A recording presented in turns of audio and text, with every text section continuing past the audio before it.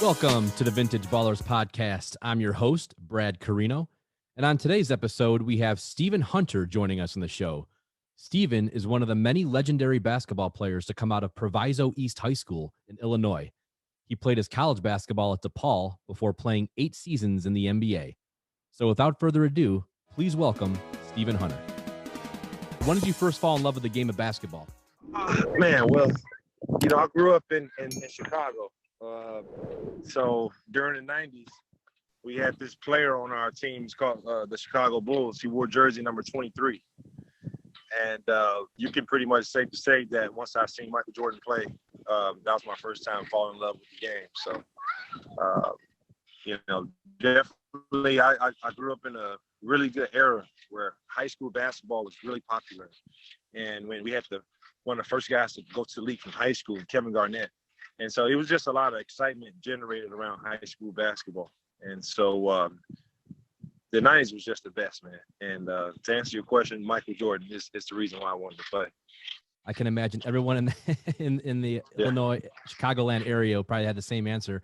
I mean, you grew up, that team, that 90s Bulls dynasty, I've never seen anything like it. And, the way they dominated 6 out of 8 years, and who knows if Michael didn't retire, what would have happened those other 2 years when Houston won. But right. Do you have a favorite big man on the Bulls back then? Favorite big man on the Bulls, I would say Horace Grant. Okay. Yep. Oh yeah. And the crazy part is, I went on to play with Horace Grant my first year in Orlando. I forgot that he was there. Yeah. So having him being like a childhood, idol, growing up watching Horace Grant, Michael, Scotty, Horace, and then to being his teammate and being his locker mate and him mentoring me, like that was one of the best experiences ever. Like Horace is a really good friend of mine, and I probably wouldn't have played as long in the league as I did if it wasn't for Horace Grant. What were some of the things that he taught you on and off the court? Well, I just remember like one of our first scrimmage games, like when I first got to Orlando. And I was just a young player, just using my athleticism. I was everywhere doing everything. And after one of our scrimmage games, he sat me down. And he was just like, young fella, find your niche. He was like, in the NBA, someone will always pay you for a specialty. So he was like, find something you're good at, And so turns out I started focusing more on blocking shots, like being a really good shot blocker and rebounding. And that became my niche. And I only started that because of the advice from Horace. Oh, that's awesome. That's so cool you got to play with him. He's another icon, obviously. So take it back to Proviso East High School. And for those of you who don't know much about Proviso East, they are a powerhouse in basketball. I mean, you're talking about, Doc Rivers, D. Brown, Michael Finley, yourself, Stephen, I believe Reggie Jordan went there. Yep, he did. Jim Brewer. So just loaded. And, what was it like playing there, and what was your experience like there? Proviso East was everything, man. I know my freshman year, I went to Weber. It was the same school Mike Krzyzewski went to. It's a Catholic school. Oh, really? I kind of got in that situation by, hold on, babe. I'm Daddy doing an interview. Say hi. Hey there. All right. Say hi, Zoe. Hi. That's my son, Blake. We at the park. I love it. But anyway, so my freshman year, I went to Weber, and I kind of followed one of my AAU coaches there, and it was a good school, but it was just really far away from my home. So my sophomore year, I ended up transferring to my home school, Proviso East, and honestly, it was the best thing that I could ever done.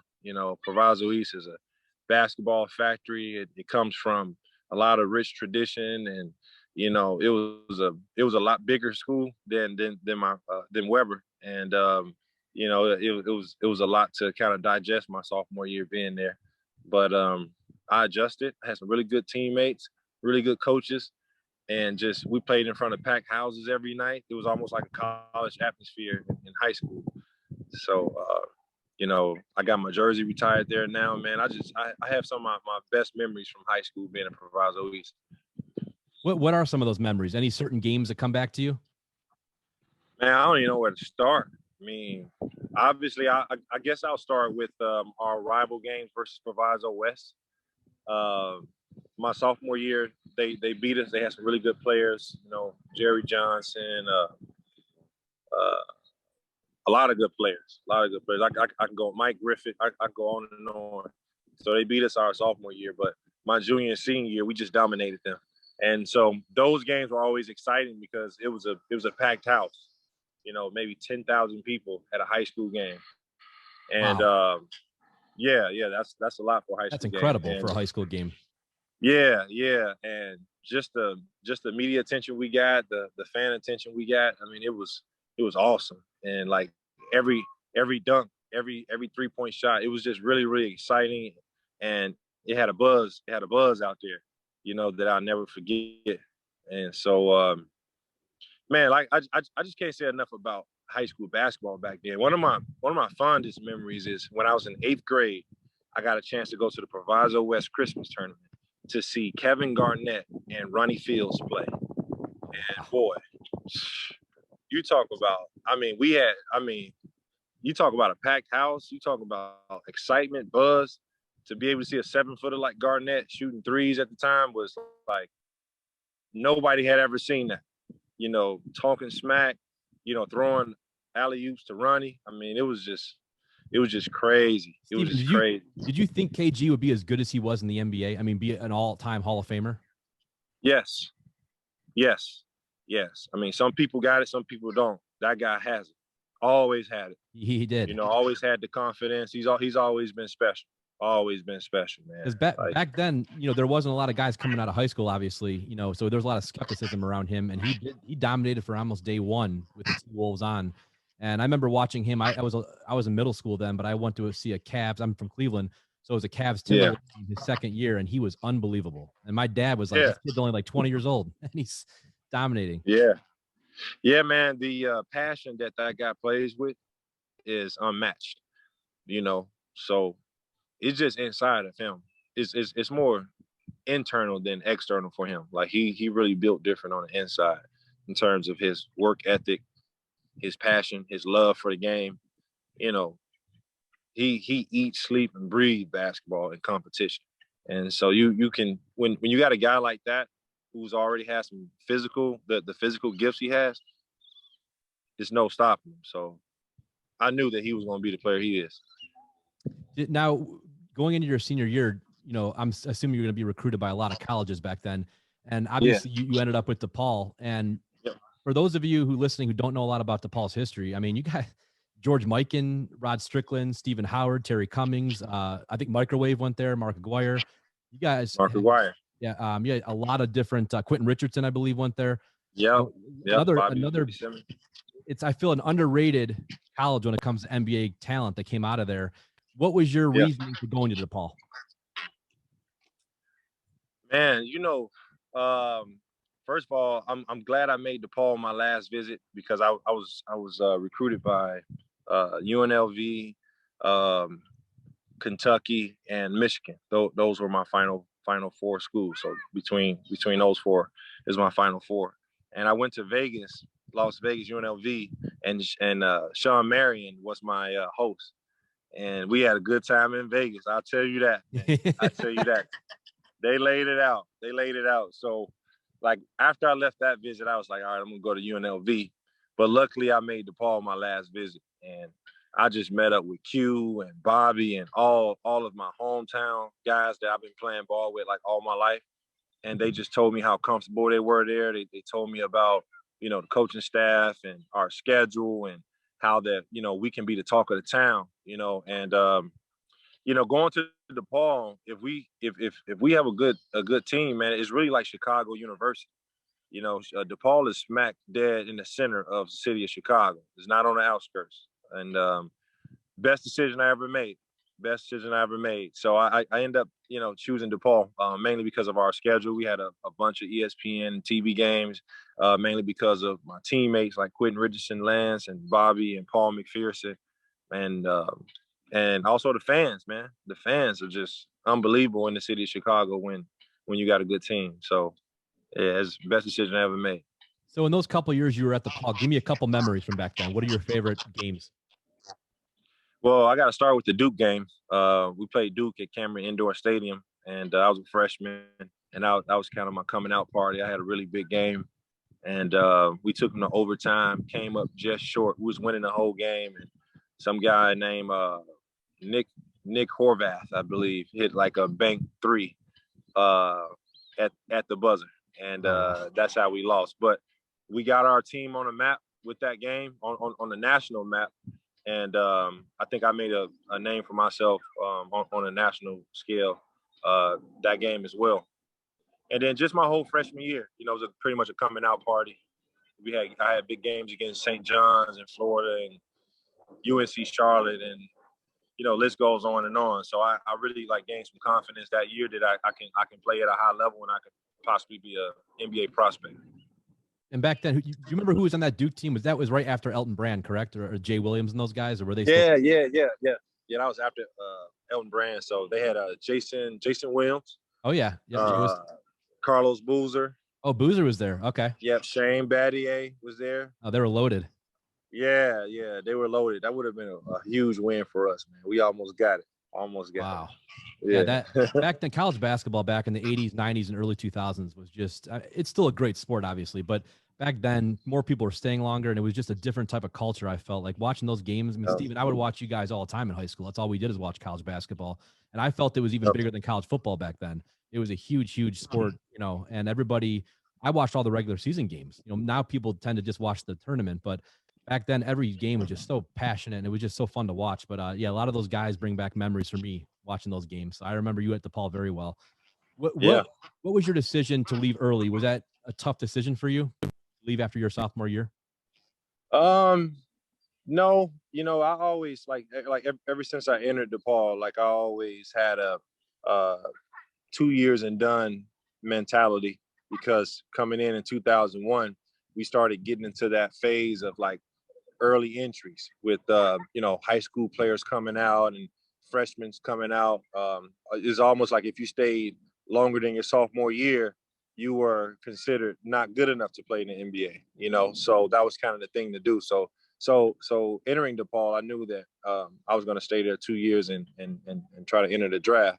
And but what went on to my decision is that, I just felt I was ready. I was 19 at the time. I was at my strongest point, mentally and physically.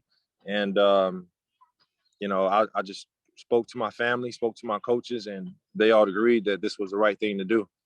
Coach Pat Kennedy really encouraged me to put my name in the draft, and that's what I did. So right after the season, I went and got a great trainer in Tim Grover. So that summer was the summer Michael Jordan was thinking about coming back to the Wizards. So I got a chance to play and work out with Michael Jordan and all the NBA guys, Jawan Howard, Antoine Walker. Oh man, he's definitely a shit talker. I'll tell you that. Yeah. MJ can talk, is elite at talking stuff. So did you fear him at all when you were on the court with him, or did you not really care? Oh, man, he's like a special individual, man. If MJ walks in a room, it's almost like he has a halo over his head or something like that. He's a real special guy, man. And he just have an aura about himself that he's built over the years, especially with kids like me, grew up watching him. So it's kind of different playing. It's a different feeling playing against him, at first. But yeah, man, he works his ass off, man. MJ is MJ. He's the god, and then there's everybody else. You know what I mean? So he was almost 40 years old at the time, may even been 40, and was outworking everybody. First one in the gym, last one to leave, talking crap. Yeah, he was back in his element then, and then so he went on to play for the Wizards. So, but anyway, back to me. I went and got Tim Grover, and had the best summer of my life, and I ended up getting MVP at the Chicago pre-draft camp, which really boosted my stock. And then I ended up being a 15th pick overall. So it was a good experience. Take us back to draft night. What was that like? Did you know when you were going to go? Did you have any idea when you were going to go? Yeah. I had an idea where I was going to go. I was going to go anywhere from I believe it was 9th or 7th to 15. I ended up going 15. It was gonna get nervous after that. so I had a great workout in Detroit, and Joe Dumars told me, look, don't be surprised if we end up drafting you. And so I really thought I was going to go to Detroit, but this guy named Rodney White fell out of the top 5, and they ended up taking Rodney White. Yeah, they ended up taking Rodney White ahead of me. And then I just knew I was going to go to Houston because I think Houston was number 12 or 13. Sorry, I can't remember. I just knew I was going to go to Houston, and they end up choosing who they choose that year. I don't know. I think somebody chose Radmanovich. They chose him, and I thought I was gonna go there. But then when 15 pick rolled around and it was Orlando's pick, I was like, look, I had 3 great workouts with Orlando. I just left Orlando last night because they brought me back 3 times. It's like, if they don't choose me, I'm gonna just be back here crying or something, man. And so luckily, fortunately, Orlando chose me. Doc Rivers chose me, and it was just like a huge relief because guys put in a lot of work for the draft. It's a lot of stress, pressure, training. A lot of people have a lot invested in you, and so yeah, it just felt like a huge weight off my shoulders. Huge weight off my shoulders. I was just happy to be drafted, and I was ready to go down to Orlando to get to work. It has to be an incredible feeling. I mean, making it to the NBA, not many people, look around. It's such a small league as far as the number of players that actually play in the league. And to be one of those players entering the league, it has to be, especially in that era, it had to be incredible. And you're going to a team now, Grant Hill, I believe, was there. Yep. Tracy Grant Hill was there, T-Mac. T-Mac, that's Mike Miller. So what was that like? Just T-Mac and Grant alone, what was it like playing with 2 superstars?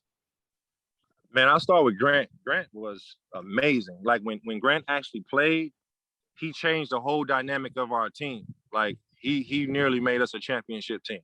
That's how good he was. Quintessential point forward. Grab the rebound, get off the board, push it up court. He can make passes. He can dunk on people. He can shoot everything. Like Grant Hill was amazing.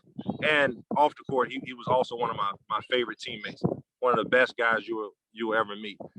T-Mac, I would say from 01 to 03, he was the best player in the league. He was better than Kobe from 01 to 03. Well, Kobe said that he was the hardest guard he ever had to guard was T-Mac. He said he was pretty much me skill set wise, only he was 2 inches taller than me. He goes, that's how great T-Mac was. He made it look so easy. You talk about gifted. He made it look so easy. Like he had 22 points at the end of the first quarter, and he'd come back, to the bench, and I'll sit next to him, and he won't even be sweating. and then one game I asked him, I was like, man, how you be doing that? Like, and he just looked at me and said, they just can't check me. He was like, Steve, they just can't check me. And so he just had a bunch of confidence, and he was really, really gifted, man. And he made some unbelievable hard stuff look really easy, So T-Mac was definitely probably my most talented teammate I ever played with.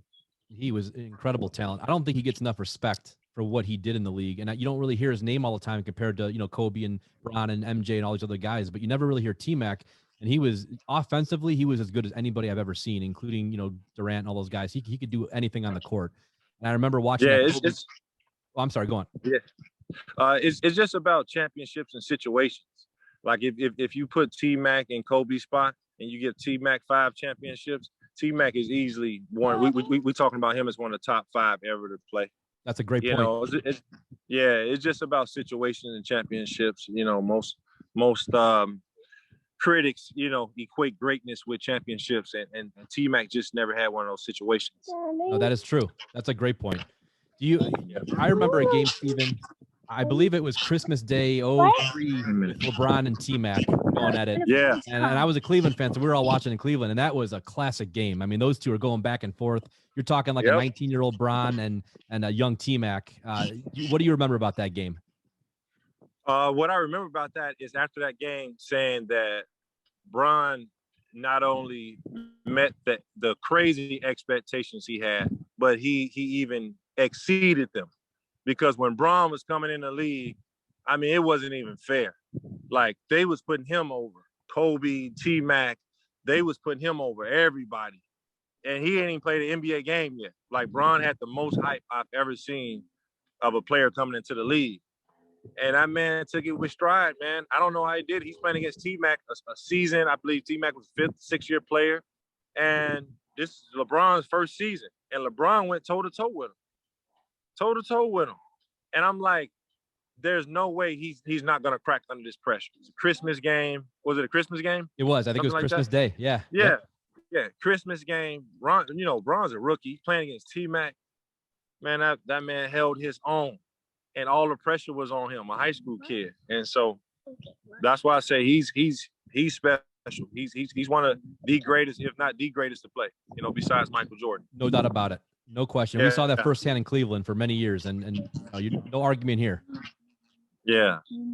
He's a special individual because, again, I just can't say it enough. Like, to come in with that type of hype, type of hype he had, it's almost like he's setting you up to fail because, like how are you going to reach these Michael Jordan expectations and you're just a rookie? And this guy exceeded him. It's crazy. And if you remember back then, Stephen, a lot of people were saying they should pick Carmelo over LeBron, or even Darko and other guys over LeBron. And obviously, no disrespect to Melo, he's a Hall of Famer, but LeBron is just in a different stratosphere. I mean, you're talking about, like you said, one of the two or three greatest players of all time. So yeah, his ability to stay healthy, man. It's crazy. He's had no major injuries. He's had no knee surgeries, no ankle surgeries. Has he had any surgeries? I don't think any major ones that I can remember. No. Right. I can't even remember that. I mean, like, his ability to stay healthy. If you look at all the great players, they've all had surgeries. Kobe Bryant blew his Achilles.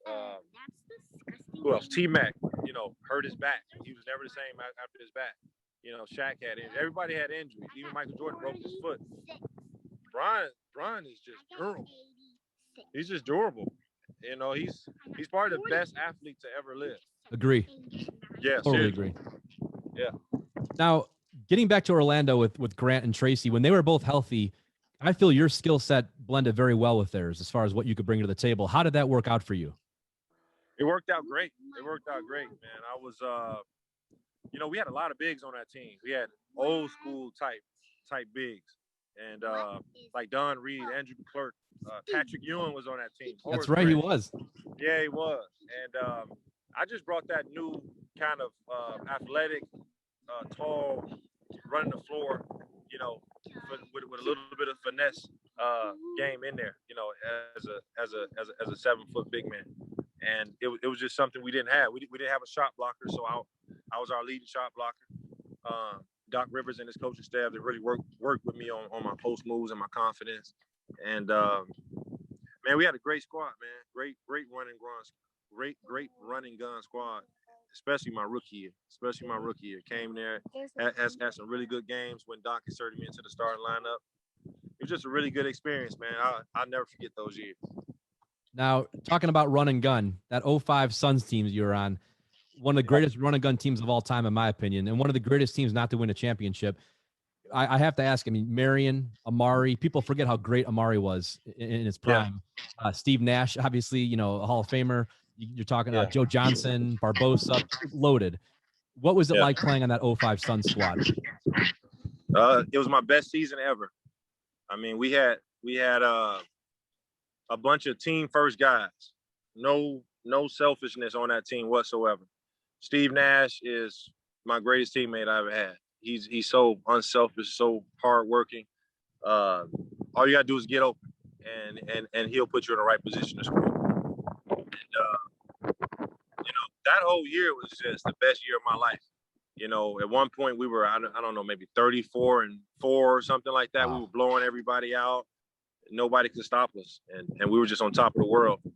And we just had good chemistry. If you can play, you want to play for a guy like D'Antoni, because it's an equal opportunity offense. All we do is set screens, we move the ball, and we take open shots. There's no robotic structure whatsoever. And I think that guys who struggled in their career, like Boris Diaw, rejuvenized his career in Phoenix. Yes. You know, I rejuvenized my career in Phoenix. Like everybody that plays for Mike D'Antoni in that Phoenix system end up having great years. Tim Thomas, you know, the list goes on and on. Grant Hill, you know, Yes. all those guys who played for Mike D'Antoni really had great seasons with that team. But best season ever, best team ever. We had a ball the whole year. And somebody put our most of our games on YouTube, the 0405 season. Oh, really? And yeah. And I've been watching them lately, man. It brings back a lot of great memories. So it was good times. You guys were on ESPN all the time back then. So I remember I was in college. So we were always at the bars back then, and you guys were on all the time. It was so fun to watch because you had run and gun teams like you and Dallas and some of the other teams, and then you had the hardcore more. You had the Pistons and Spurs more grinded out type team. So it was a fun to see how that all went down. What are some of your favorite memories of that season before the playoffs, like regular season wise? Was there any games that stick out to you? Man, every game, man. Every game. I mean, we're blowing everybody out and just having a good time. I don't even know where to start. It was tough to beat us, you know, because we were so dynamic on offense. You got a young Amari Stoudemire who just added a jump shot that year, so he was unstoppable. You know, we got Sean Marion. You don't have to call the play for him. He's still going to end up with 22 and 10, 24 and 12. You know, and then we got 3-point shooters, and my job was just easy. I just used to clean up the glass, run the floor. You know, they give me a ball a couple times in the post. You know, I do a couple post moves and score. Everybody and everything was clicking on all cylinders that year. You know, we couldn't be stopped. The only thing that stopped us was a veteran Popovich coach team in the Western Conference Finals. You know, and the fact that we had lost Joe Johnson that series. I think he came back for the final game. But we would eventually won a championship with that team. We just had to keep growing it, you know. Unfortunately, I think Colangelo, he had turned the team over to Sarver that year when I don't think he should have. And it seems like every year we just changed. You know, Sarver was really tight with his pocketbook. He didn't re-sign Joe. He didn't re-sign me, a young 23-year-old big man. And he decided to get bigger and slower and want to play more like the Pistons. And I think that was kind of the demise of the Suns roster years to come. And that's a shame. I mean, when you look back at that playoff run, you guys beat, I think, the Grizzlies first round, and then you played the Mavericks in the second round. You know, what was it like going against those guys? The Mavericks were loaded, obviously, as well. That had to be a fun series. It was a fun series. You know, Memphis was a fun series too. I had a really good coming out party series that series. They really wasn't expecting me to be as effective offensively as I was, and I had some pretty good offensive games that series. Dallas was always a tough challenge. They played really, really good at home, but you know, we were just good, man. We were able to get past them, and you know, went up against San Antonio, just came up a little bit short because they always seem to hit big shots at the end of games. You know, it had Robert Horry and Manu. Manu, Manu was tough. And then they're really well coached. They played through Tim Duncan the entire time, the entire fourth quarter. But we were young, man, and I promise you, we would have kept our team together for the next 3 or 4 years. We would have won a title. I don't doubt that one bit. And going back to the Spurs series, what was it like going against Tim Duncan? On the table. Okay, go check it out, babe. I'm sorry, I got. No, that's all right. Yeah. What was it like facing an all-time great like Tim Duncan? Oh man, it was awesome. You definitely learned a lot. I learned that you can stop them 3-4 times down, but they're gonna keep coming to him, and it's really hard to contain a volume guy like that. You know, they keep playing through him. They're smart. They know eventually Tim is either going to score or get fouled. You know, I played them as tough as I could. I really played them tough, and I mean, it was great. I mean, he has everything. He's smart. He knows positioning in the post. He's got right hand, left hand, bank shots. So you got to always be on your toes. But yeah, it was fun, man. Just every night in the NBA is fun. You know, one night is Tim Duncan, another night, you know, it's Shaq. Another night is, I don't know, let's go Karl Malone, even played against him. Carlos Boozer, Dwight Howard. Every night is somebody that's great that you're playing against. So it was good experience. Who were the 2 or 3 toughest guys you ever had to go against? I remember a young Rasheed Wallace when he was with the Portland Trailblazers. Oh, yeah. He was tough. Love Sheed. Yeah, he was real tough because he can shoot and he can drive. And once he gets by you, he tear the screws off the basket. Steven, I always said I think Sheed's one of the most underrated players in NBA history. He could do it all, and he never really gets a lot of credit for it. But he was a two-way player, and he could pretty much do it all for a big man. Yep. Sheed was tough. Obviously, Tim Duncan was tough. Yeah, I would probably say Sheed, Tim Duncan. Kevin Garnett, you really don't have to worry about him too much offensively. You know, he's more of a passer, and he can hit an open shot, but he's not really aggressive offensively. So the guys that were aggressive offensively are always tough to guard because they get you in foul trouble, or they're good enough to score. Dwight Howard was always tough to box out in Orlando. He used to use these swim moves to kind of get by you on the offensive boards. So he was always tough to box out. Really, really strong, really athletic when he was with Orlando. I think he had some back troubles that kind of slowed him down throughout his career. But that Orlando, Dwight Howard was tough. Real tough. He was a beast. No doubt about it. Yeah, real tough. So, yeah. Now, going after, I think you were traded to Philadelphia, I believe it was after that. Yeah. What was your experience like in Philly and then the other cities you played in? It was totally different from Phoenix. I'll tell you that. From playing with a pass first guy like Steve Nash to now playing with a scoring point guard like Allen Iverson. So it was a different experience. My first year, it took some adjusting. But my second year, I really started to gravitate toward that city, that Philadelphia city. They got some awesome fans, man. Awesome. Oh, yeah. Yeah, it's an awesome city. I started really enjoying my time in Philly, my second year. And I was really looking forward to my third year. And then that's when they made the trade for me to go to the Denver Nuggets. And so playing with AI, what was that like playing with that type of, you said you went from a Steve Nash to an AI, which are completely different point guards. What was the adjustment like? And what was it like playing with AI, just being the competitor that he is? Sit in the dunker spot and stay the hell out the way. That's what it's like playing with AI. So just, get it off the glass, set screens for him. He's going to be aggressive.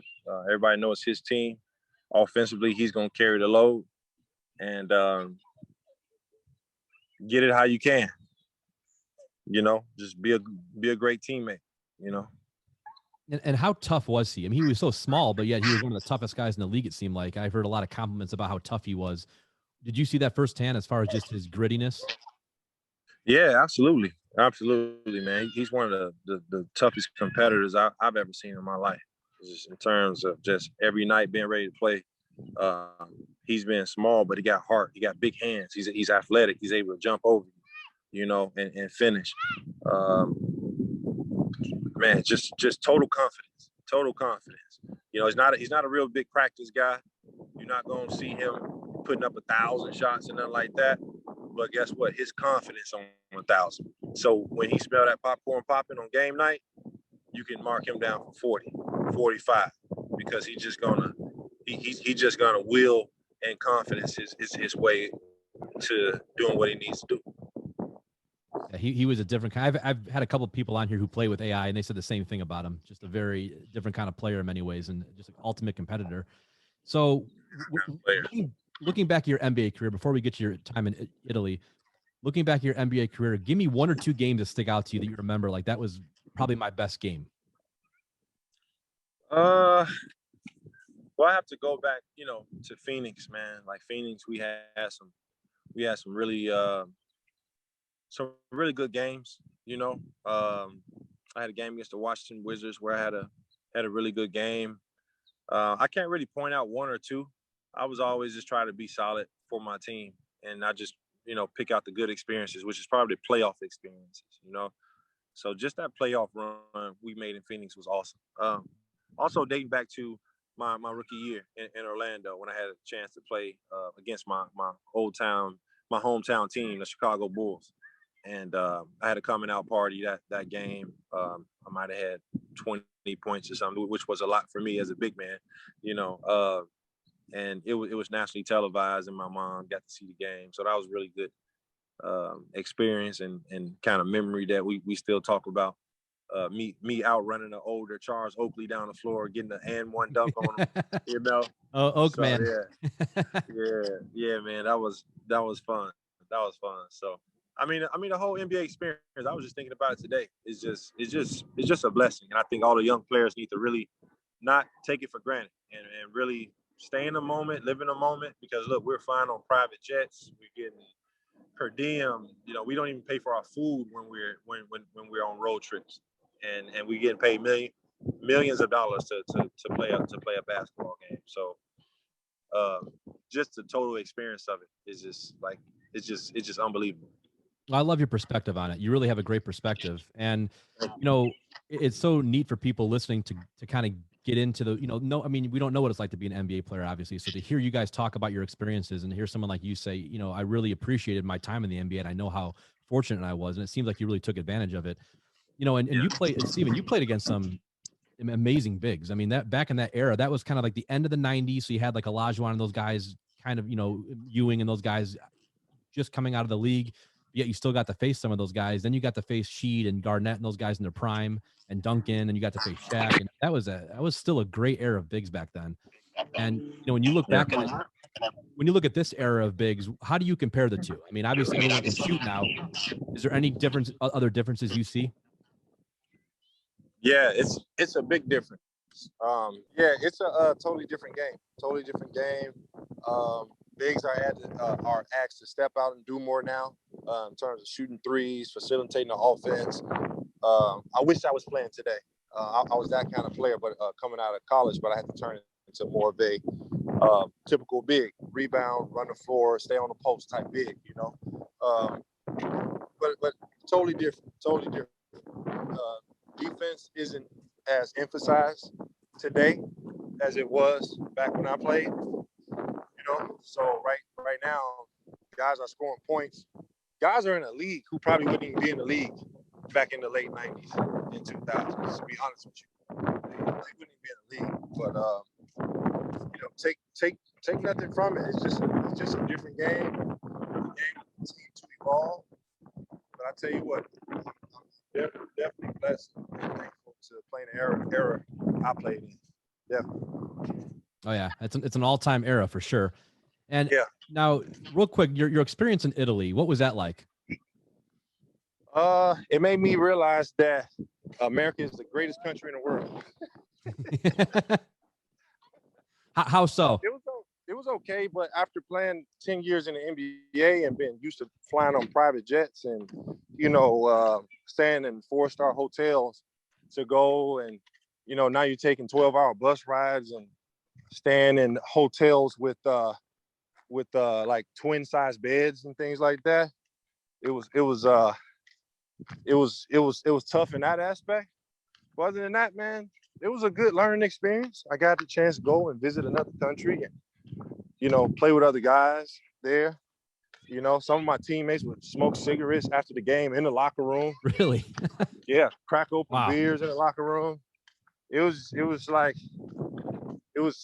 different, and I'm not challenging the commitment of all Italians or overseas players, but it's just different. It's just different in how they view the game, different in how some approach the game. But it was fun. It was fun. Now, Steven, are you currently an ambassador for the Suns? I am. So I do a bunch of speaking appearances for the Suns. I show up at the games and, do locker room tours and just do interviews like this, talk about my experience with the Suns and, take pictures and all that fun stuff. So I am an ambassador for the Suns. But the main thing I do is I run the Stephen Hunter Skills and Basketball Academy. So throughout the year, we have camps. Yeah, we have club teams ranging from the ages of 3rd grade to high school. So I'm very, very active in that, and I'm very proud of that situation. And we help a lot of kids. You know, it's a situation you come in, and we just focus on teaching the kids life skills, focus on teaching the kids the fundamentals of the game, and just being great ambassadors of the game. So, you know, it's a really fun program. And when did you start the Stephen Hunter Basketball Academy? In 2013. Okay, wow, it's been around for a while. Yeah, been around for a while. Started out, I was just doing camps. I would have a camp here and there. And then I got into private training. And then I had one private training client. And then eventually I had 10 private training clients. And then that 10 private training clients turned into a club team. And then from that club team, now we got 12. Yeah, so it's fun. I love it. Yeah, making a difference. Yep. And it's got me. I could tell how proud you are of it just by the way you talk about it. What do you see in the future with what do you see in the future with your academy? Just for us to change the culture of AAU basketball and club, you know, being concerned with the kids first and foremost, making sure that they're able to get a free education in college. My goal with the academy is to hopefully become, you know, one of the most quality clubs you will experience here in Arizona, whether that's camps or private training or club basketball. We just want to provide the kids with high-level experiences, high-level mentors and coaches and role models, teach the game of basketball the proper way, teach the game of life the proper way. And, you know, even though we are a winning program, we're not concerned with winning as much as establishing a good foundation of the game and the way you should treat people in life in our program. That's awesome. Yeah. And that's what it's all about. I mean, I talk to a lot of former players who have foundations, and it's the same thing. They go, we care more about that than we do winning, you know, about teaching people how to go about things the right way. For sure. I have one more question for you, and I ask every guest this question, and I love hearing the answer. When you look back at your career and let your grandkids are talking about Stephen Hunter, what do you want people to know about the legacy of Stephen Hunter?